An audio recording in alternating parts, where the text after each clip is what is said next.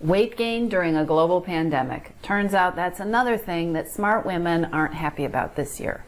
If you're finding that your clothes aren't fitting the way you want them to, or that overeating or emotional eating are a bigger part of your life than you want them to be, you're not alone. In this video, I'm going to share with you how I'm handling my COVID weight gain in a way that won't make me feel deprived and won't make me miserable. I'm Dr. Melissa McCreery. I'm a clinical psychologist and the creator of Your Missing Piece, the program for women who are ready to create true, lasting freedom from overeating and emotional eating. When I stepped on the scale last week, I wasn't surprised, but I wasn't happy to find out that I'd gained about 8 pounds since the start of the year. Here are the steps that I'm taking to get things back where I want them to be, without getting sucked back into diet culture or something that feels obsessive or way too rigid. I know that there's no one right way that works for everyone, but I'm sharing these strategies because I think they might be useful. They are definitely an approach that you can absolutely customize to fit you and to fit your life. The first thing that was important to me was to get really clear on why is this happening? Why am I gaining weight? Now that may seem like a question that has an obvious answer, but I want you to not skip this step. Take the time to really think about this.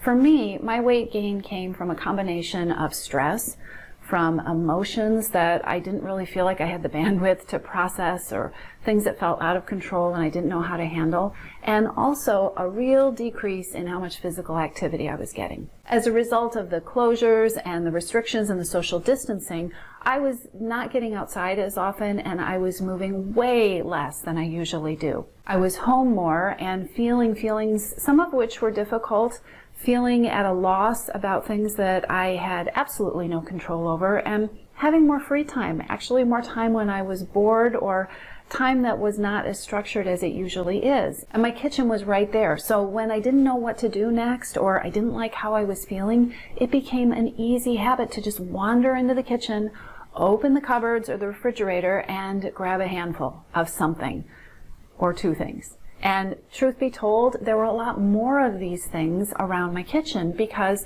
every trip to the grocery store had become a much bigger deal, and we didn't want to leave the store with, missing something that we might want later. So honestly, we've had a lot more of the snacky foods that we usually don't have around the house. So the first step is getting clear on why. If that's something that's a challenge for you, if you're not sure what it is that's contributing to your overeating, or if it feels like there's just way too many things, I would recommend that you start by taking my free hidden hunger quiz to help you really pinpoint where you should start first to be most effective. Once I got clear on why I had gained the weight, then the next thing that was important to me was figuring out my motivation for making changes. Why do I want to have this change? Why do I want to lose the weight? And I'll be honest, right now, given the way things are, it feels really good to think about taking control of this situation, to own something, to create success, to make change happen. That feels really good right now.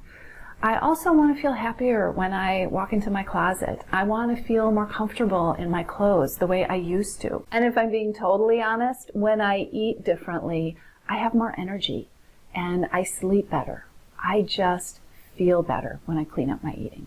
Once I got clear on why I was gaining weight and what was going to motivate me to move forward, why this was important to me and why this was the right time, then it was the time for me to make a plan. Now let me be really clear. Me making a plan is completely different than me going on a diet. When I make a plan, I'm in charge. I'm calling the shots. When I make a plan, that's me being the CEO of this whole journey, which is so different from deciding I have to do something or I have to follow a set of rules that were set up by somebody else. So I made a plan, and the guidelines I established were that it needed to be simple and it needed to be doable because I wanted to feel effective and I wanted to feel confident, and that happens when we set ourselves up for success. When I created my plan, I went to the Missing Piece program and I chose one of the 9 P's that I teach in that program. These are 9 ways of moving forward, making changes with food without going on a diet. The P that I chose right now is policies. I chose to set some simple policies for myself to change the way I was eating and moving my body. My first target was movement, and the first policy I'm setting for myself is to get back to at least 10,000 steps a day. This is something I used to do before COVID very easily, and I had gotten way off track. So it's very simple and clear to me. It doesn't matter how I do it. I can go for a walk, I can go for a run, I can move a lot around my house, but I am going to get 10,000 steps a day. That's my policy. The next policy I set for myself was about food. No more handfuls. No handfuls. What I found is that I was grabbing lots of these handfuls. I wasn't really noticing or tasting what I was eating. I wasn't hungry when I was taking them. And when I started paying attention, they were adding up.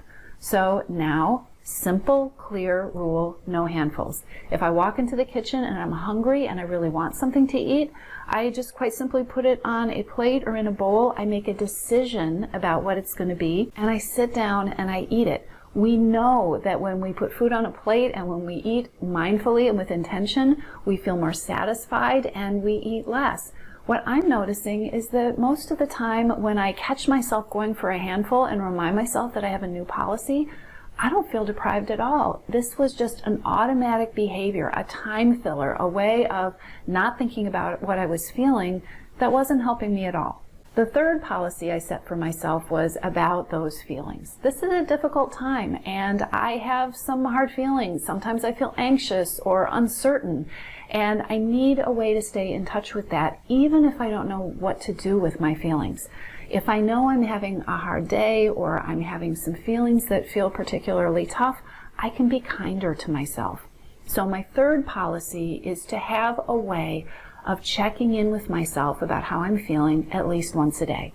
And I can do different things to do that. Sometimes I do that by taking a quiet walk by myself, or I can just reflect on what's going on and what's going on inside of my head. Some mornings I'll wake up and I'll journal. That's another way for me to check in with my feelings. And sometimes I'll do a short meditation or a guided visualization exercise, just plug in my headphones and pay attention to what's going on in my head and learn something about how I can take better care of myself. So that's my plan, and that's how I'm going to lose these 8 pounds. I'm in charge. I made the rules. And you know what?